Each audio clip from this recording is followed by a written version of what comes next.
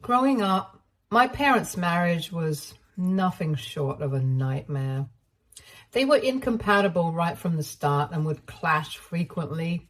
Imagine those volatile high school relationships where couples are constantly breaking up and getting back together, but my parents, instead of being able to walk away, were stuck in the same house, bound by marriage.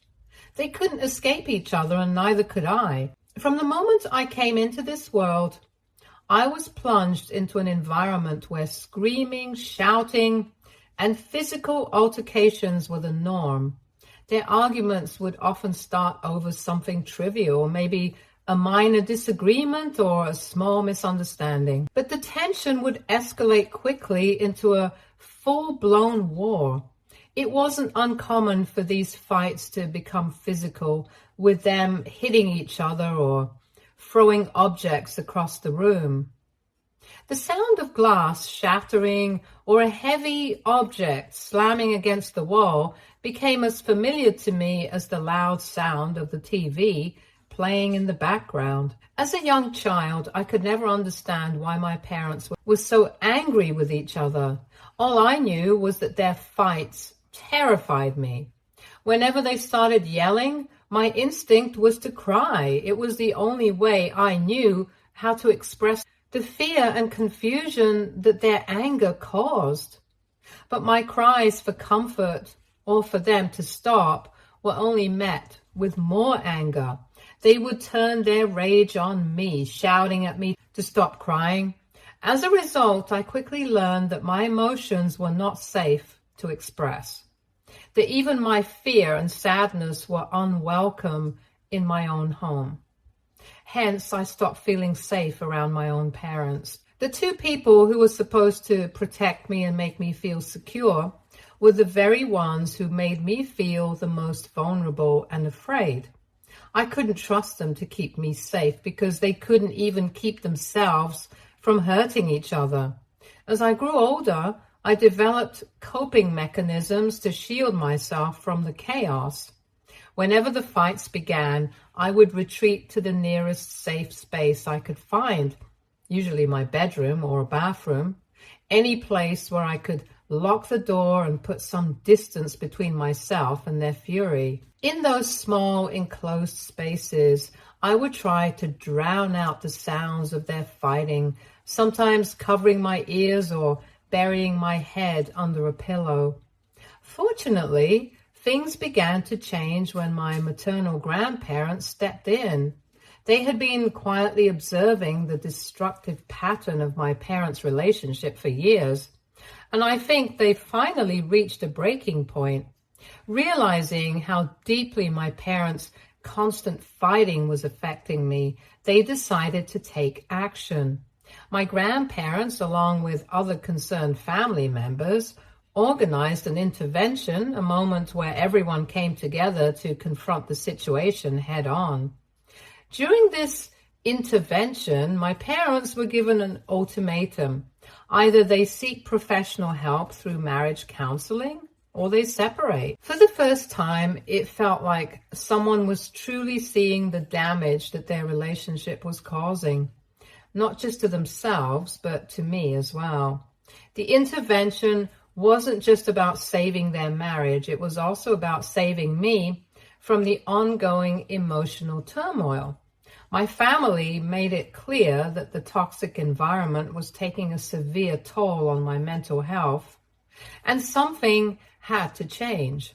Reluctantly at first, but eventually with some hesitation, my parents agreed to start marriage counseling. The process was slow and often painful for them, but over time, we could see that it was making a difference. The intense, explosive fights between my parents became less frequent, and when disagreements did arise, they were more controlled, more focused on communicating rather than attacking each other. It was as if they were slowly learning a new language, one of understanding and respect instead of anger and blame. Gradually, our home became a quieter place, not filled with constant tension and fear that had been the norm for so long. However, As their relationship began to improve, I started noticing something that left me feeling confused and a little hurt. My parents seemed to be pulling away from me. And before, even amidst their chaos, there had been some semblance of involvement in my daily life. My mom used to make breakfast for me, and my dad would drop me off at school. Small gestures that showed that they were still taking care of me in their own way. But as they focused more on repairing their marriage, these gestures began to disappear. Suddenly, my mom stopped waking up early and making me breakfast. My dad no longer insisted on driving me to school and would make excuses that he was too busy. Instead, they would hand me some money and tell me to take the bus or buy lunch if I needed it.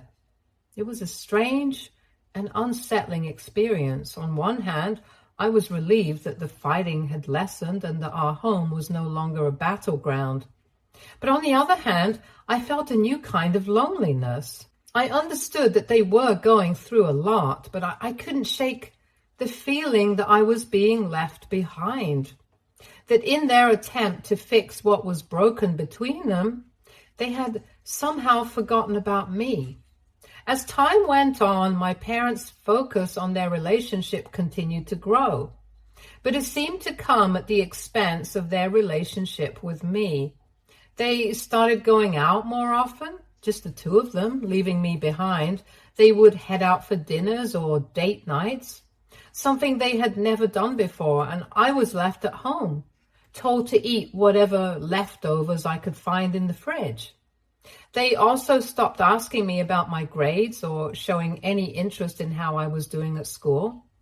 I remember the few times I would excitedly share some good news about a grade I had worked hard for, hoping to get a smile or a word of praise. Instead, they would respond with indifference, barely acknowledging what I had said before turning back to their own conversation.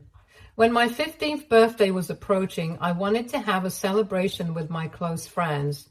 Up until that year, I had never been allowed to celebrate my birthday, and I had always just accepted it, never really pushing back. But this time, I was determined to have a party, to feel like a normal teenager for once. I worked up the courage to ask my parents if I could finally have a birthday party. My dad flatly refused, and my mom dismissed the idea completely, telling me that I needed to stop finding ways to waste more of their money. Her words cut deep, making me feel like I was a burden, like I didn't deserve to ask for anything. She continued to say how instead of asking for more things, I should find ways to repay them back for all the money that they have spent on me over the years. Normally, I would have let it go, swallowed my disappointment, and retreated into myself like I had so many times before. But something in me snapped. I was sad, frustrated, and filled with the kind of anger I hadn't felt before.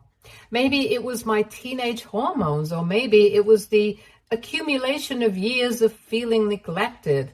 But I couldn't hold back anymore. I yelled at them, telling them that they had never really done anything for me apart from giving birth, and that they had never made me feel loved or cared for. I told them how it wasn't my responsibility to give them back anything, and asked them why they even had me in the first place if they resented me so much. Hearing my outburst, my mother, who had never laid a hand on me before, slapped me hard across the face. The sting of her hand on my cheek was sharp and shocking, but her words were even more painful.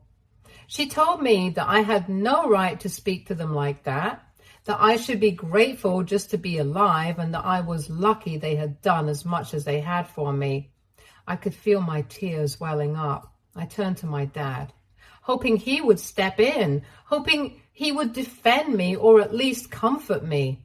But he only shook his head. Disappointment etched across his face. He told me that I was getting older now, and it was time for me to grow up and learn to behave properly. He said I shouldn't be fighting with them over something as trivial as a birthday party, and that I was acting like an immature child. Their words crushed me. It was clear to me then that in their eyes, my feelings, my desires didn't matter. And that night, I cried myself to sleep, feeling more alone than I ever had before. In the days following my outburst, the atmosphere at home grew even more tense. My mother never apologized for slapping me, and there was no acknowledgement of the pain or hurt I had expressed. It was as if that night had never happened. My parents now seemed to go out of their way to avoid any interaction at all. They wouldn't speak to me unless absolutely necessary, and even then their words were curt and cold. A week later, my dad called me into the living room. The moment I walked in, I knew something was wrong. Both he and my mom were sitting there, looking grim and serious. My heart sank as I prepared myself for another round of scolding. I could feel the anxiety building up inside me as I took a seat, wondering what I had done this time. I couldn't even meet their eyes, dreading whatever was coming next. Before I could say anything, my dad started to speak. His tone was measured, but there was an edge to it that made me nervous. He said that they had been thinking a lot since our last conversation, and that both he and my mom felt that their marriage was almost perfect now. He told me how they both had worked really hard to reach a place where they were finally happy together. But then he paused, and what he said next shook me to my core. He continued saying that there was still one major issue standing in the way of their happiness, one big mistake that they needed to address in order to truly move forward towards a happy marriage. My dad then looked me in the eyes and said, I was the mistake in their life. I sat there, frozen, trying to comprehend what he was saying. He said it so simply, so matter-of-factly that it almost didn't register at first. He continued to say that they believed that their marriage could be absolutely perfect, if not for the burden of raising me. As I sat there, my heart pounding in my chest, my mother jumped in, her voice sharp and laced with bitterness. She said that having me around the house was a constant reminder of how much they disliked me, and that I was the reason they had almost gotten divorced. My dad explained that they had me when they were young and didn't really have a choice in the matter. Over the years, they had grown to detest the role of being parents, but neither of them had been able to admit it to the other. Their unspoken resentment, he said, was the root of many of their fights. He went on to tell me that after they started going to counseling, both of them quickly realized that they shared the same feelings. Feelings of dislike towards me, their own child. They had then tried to salvage their marriage by emotionally distancing themselves from me. But apparently that wasn't enough. My recent rebellious behavior had been the final straw for them. It had made them realize just how much of an inconvenience I was in their lives. They wanted to start fresh and to live their lives without being reminded of what they now saw as the biggest regret of their relationship. I sat there, paralyzed by the weight of their words, as if time had slowed down and everything around me had lost its meaning. The people who had raised me, who had always been the center of my world, had just torn apart everything I thought I understood about love, family, and belonging. As if this wasn't enough, my mother then went on to announce that they wanted me to move in with my grandparents soon. She continued, almost nonchalantly, saying that if my grandparents didn't want to take me in, just in case, then I would have to figure something out on my own, whether that meant living with a friend or fending for myself. She didn't seem to care. The way she said it, so detached and indifferent, made it clear that she and my father were done with me. They had already moved on in their minds. erasing me from their lives as if I had never existed. I looked at them, searching for any sign of remorse, any hint that they might change their minds, but all I saw were cold, resolute expressions. There was no love in their eyes, no compassion, nothing that even remotely resembled the parents I had desperately longed for all these years. I was devastated, shattered by the realization that the people who brought me into this world, who were supposed to love and protect me, had decided that I was disposable. That evening, I sat, reeling in my room after this entire conversation. I still couldn't believe that they had asked me, still a minor, to leave the house. They expected me to fend for myself and to find my own way because they were done with me, done with the responsibilities of parenthood, done with the mistake they claimed had ruined their marriage. I couldn't breathe, couldn't think. I was overwhelmed with disbelief and pain, struggling to process the fact that my own parents were abandoning me, casting me aside as if I were nothing. When my mother informed her parents of their decision to kick me out, my grandparents immediately came to my rescue. The moment they arrived, I could see the fury in my grandmother's eyes. She was livid, practically shaking with anger at what my parents were doing to me. Her voice, usually so gentle, was sharp and fierce as she confronted my mother, demanding to know how she could do something so heartless. My dad tried to justify their actions, arguing that they never wanted me in the first place and had only kept me because of my grandparents' insistence. He told them that since they cared so much about me, it was now their responsibility to take me in. The way he spoke about me as though I were just an obligation they had been forced to endure cut through me like a knife. But my grandparents didn't back down. My grandfather, calm but firm, turned to me and told me to pack my clothes, gather all my important documents. I was in a daze as I stumbled back to my room, tears streaming down my face. As I hastily shoved my belongings into a bag, my hands trembling, I couldn't stop crying. The thought of leaving the only home I had ever known was tearing me apart. I knew I was lucky to have my grandparents there to take me in, but it didn't lessen the pain of being rejected by my own parents. With every item I packed, I prayed that my parents would change their minds, that they would come to their senses and realize what they were doing. I wanted so desperately for them to stop me, to tell me that they had made a mistake, that they loved me and wanted me to stay. But no such words came. When I finally walked out, my grandparents were there, ready to help me carry my things. I glanced back at my parents, hoping for some sign of regret or hesitation, but they didn't even look up. They sat at the kitchen table, holding each other's hands, ignoring me. The sight of them sitting there, united in their decision, broke what little was left of my heart.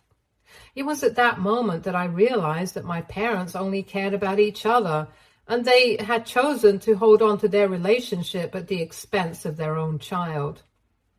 Those first few weeks after I moved into my grandparents' house were some of the darkest days of my life.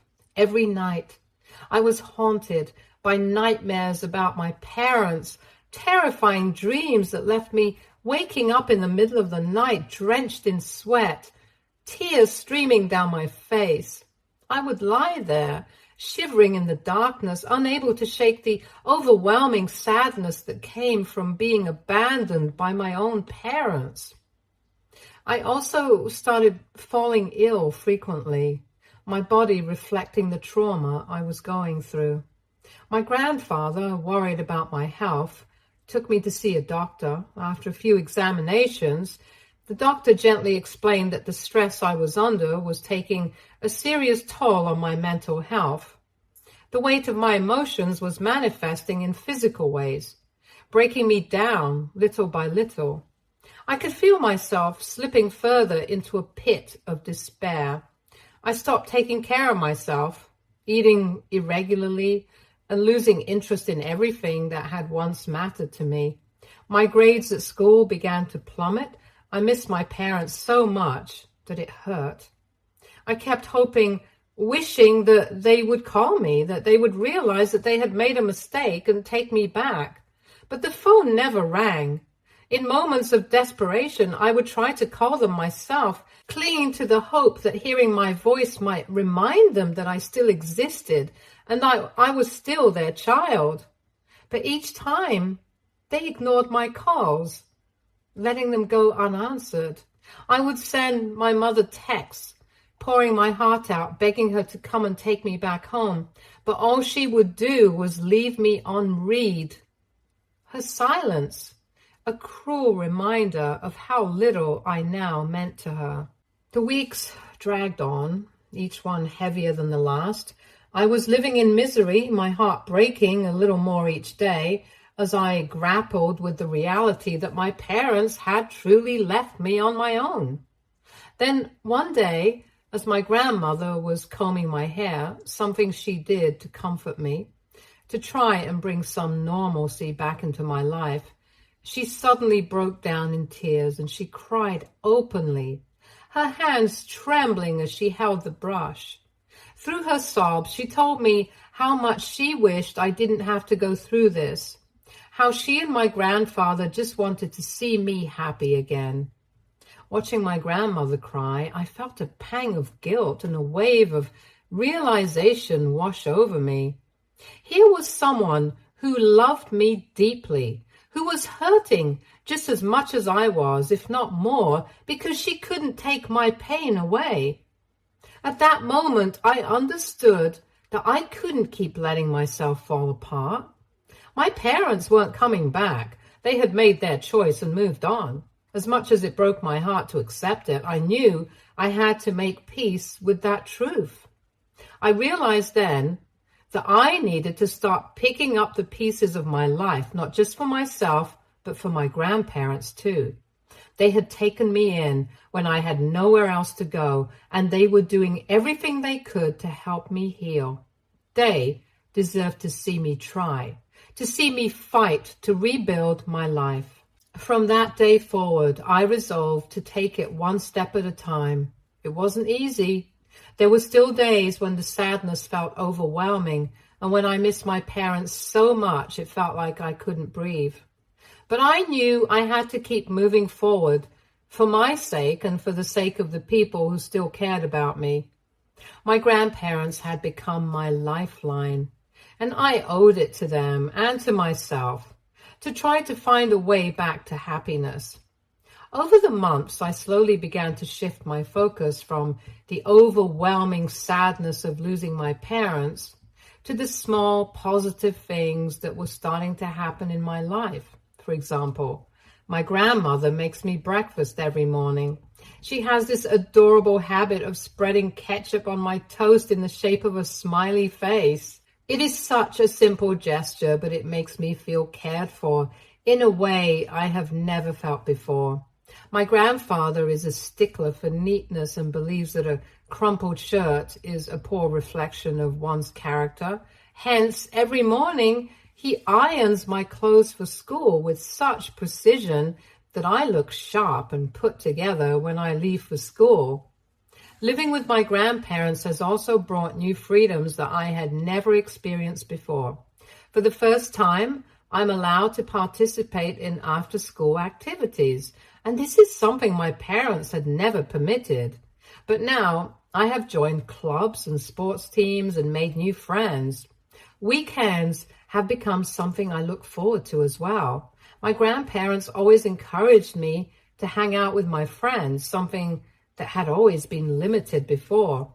I'm finally able to go out, have fun, and just be a teenager without the constant feeling of being judged. As time has gone on, I found myself thinking less and less about my parents. The pain is still there, of course, but it doesn't consume me like it used to. My grandparents have successfully created an environment where I feel safe, valued, and loved. Slowly but surely, their home has become my home. It's been 6 months now since I moved out of my parents' place. Other relatives from both my mother's and father's sides have continued to visit me regularly. Word quickly spread through the family about what my parents had done, and the shock and anger were almost universal. One by one, everyone has cut off contact with my parents after confronting them about their decision to abandon me. Sometimes I do hear bits and pieces about my parents' lives from some of my cousins. Apparently, my absence has brought them closer together. They even went on a cruise recently, enjoying the newfound peace in their marriage.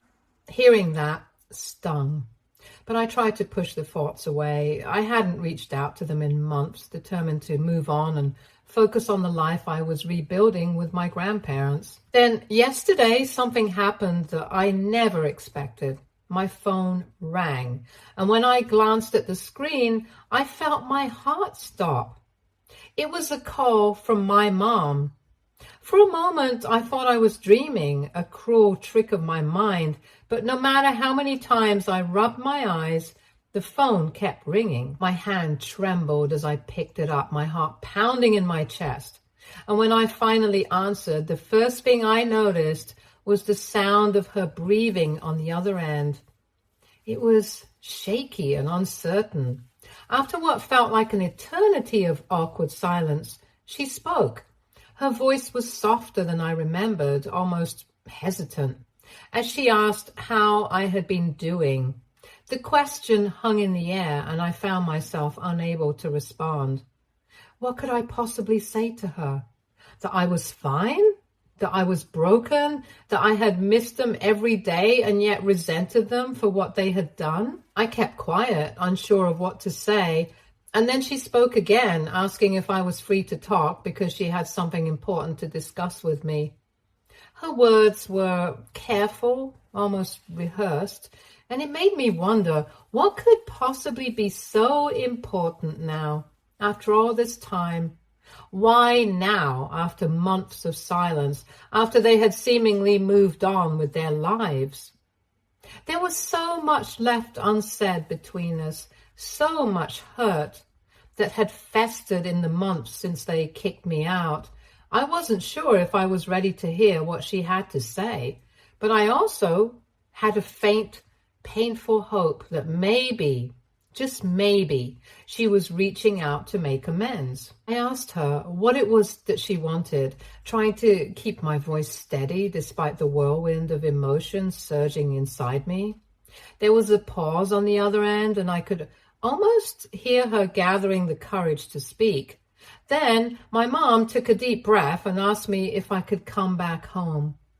The words I had longed to hear for so many painful months were finally being spoken, but instead of relief, all I felt was a strange, hollow sensation.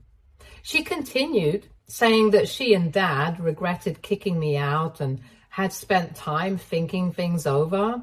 They wanted to make amends and have me back home. But something about her words didn't sit right with me. She didn't once actually apologize to me for everything she and Dad had put me through. Her words were rehearsed, like she was reading from a script. There was no emotion behind them, no real sense of remorse that I could feel.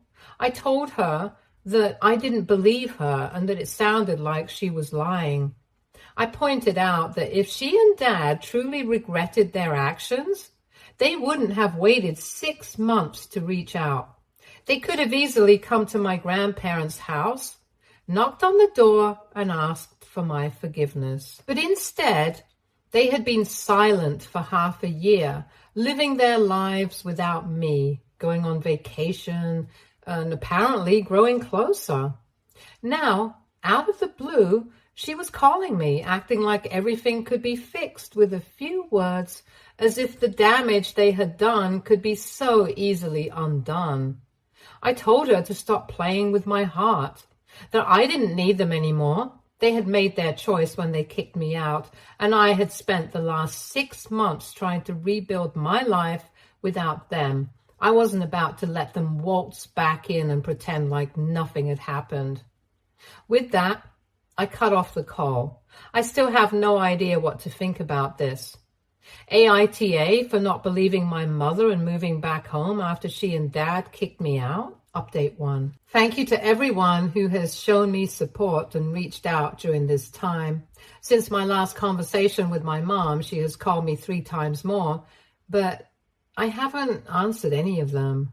My dad also sent me a message apologizing for everything and expressing how much he misses me, but it all feels too good to be true. I'm relieved that others also find my parents' behavior strange, which is why I've told my grandparents about my mom's sudden call. My grandmother is now trying to find out from other relatives if they know anything about why my parents are pushing me to move back. Update 2. It turns out we were all right because the truth has finally come out. One of my relatives on my dad's side just confirmed that my paternal grandparents have drawn up a new will.